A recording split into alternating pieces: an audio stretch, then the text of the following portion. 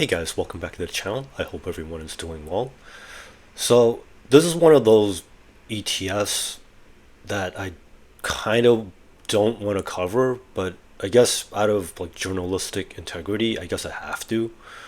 Um, Direxion is prepping leverage versions of JEPI and JEPQ. So basically leverage covered call ETFs, and I'm very conflicted about bringing this to your attention. I think some people will kind of take it too far. I know we're in the middle of like the high yield ETF wars, but I don't know if Direxion is well. Let's just go over like the ETF, like the SEC filing. Because first, this was filed March 21st, so 75 days after this, so probably maybe late May or early June, we might get an approval. But this is where I'm concerned because I'm looking through a certain popular subreddit, and I see posts like these, and this is what makes me worried. This person, well, I don't know if this is like a made up situation or if they're photoshopping or just like posting for fun, but this person took out a 20K loan on a credit card, and then they put it all into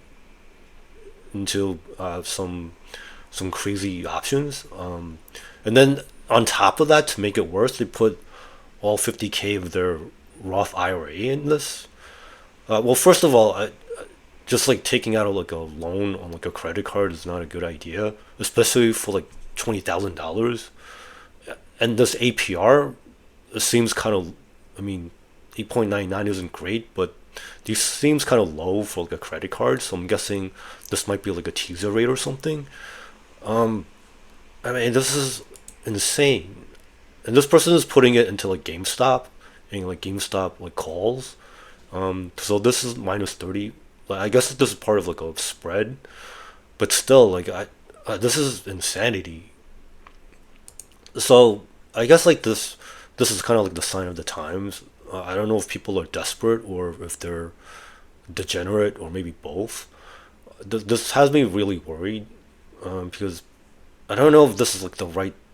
Well, I guess like Direxion, their job is to put out ETFs that the public might want, and I don't know if this is a good thing.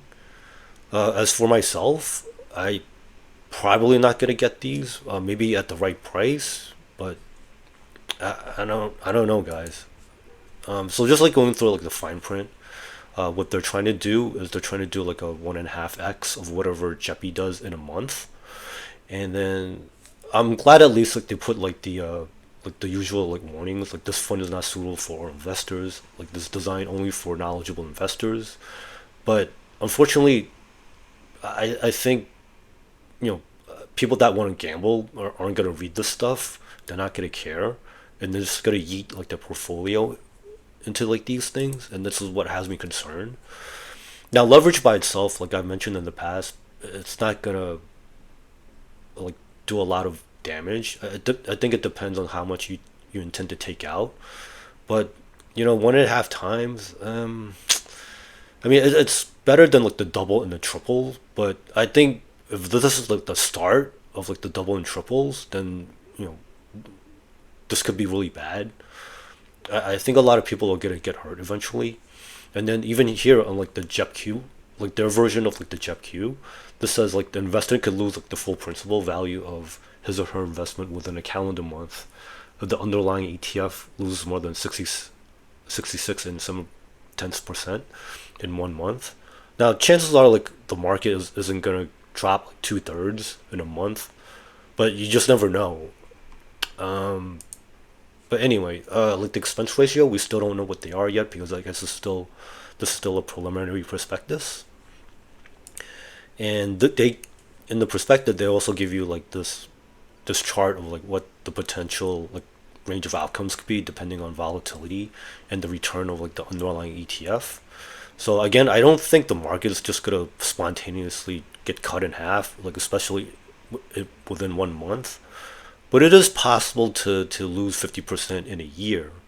It depends on how crazy like the market gets. but you know, I guess I shouldn't be too judgmental, but I don't know. I'm just worried about people getting hurt. And then here are the managers, Paul Burgundy and Tony Ng. Tony Ng, that name sounds familiar. I'm not.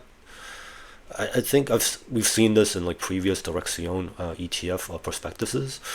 Paul Burgundy, I'm not familiar with this name, but you know, I guess like we'll probably find out more information once they publish like a more finalized prospectus. And this is just like my opinion. This could probably be a signal. I think we're probably in the early stages of a bubble because they're starting to come out with like, I guess like each ETF company is trying to outdo each other, and they're probably coming out with like these really crazy, funky ETFs. So you know, yeah, it takes time for like a bubble to form, and then like some more time after that for it to pop. So I guess we have some time to kind of enjoy like really good returns, especially in 2024. But then after the election, like maybe sometime in 2025, that's probably when we might start seeing like bad things happen. But hopefully I'm wrong. Maybe I'm just worrying for no reason. But you know, just based on like the things that happen, you know, over the course of my career when I was young, and then just even like before that, like you know, like the long-term capital management crisis, and then you had like the dot-com crash, then you had the global financial crisis. You know, just guys, just be careful. I guess that's all I have to kind of say on that. We don't know what the expense ratios are, so we don't know if this is like going to be one of those like one percenters. Uh, well, we don't even know if they're going to be using traditional option on these, whether it's flex options or not. Uh, they could probably be using, I guess, like these total return swaps to kind of generate like a synthetic yield.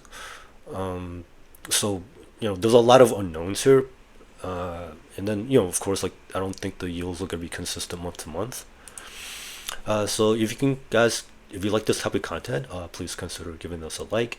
Uh, if you can subscribe or join, if you can swing it, that'd be greatly appreciated. And I hope you guys make and keep, more importantly, keep good money out there. So thank you for watching and have a great one.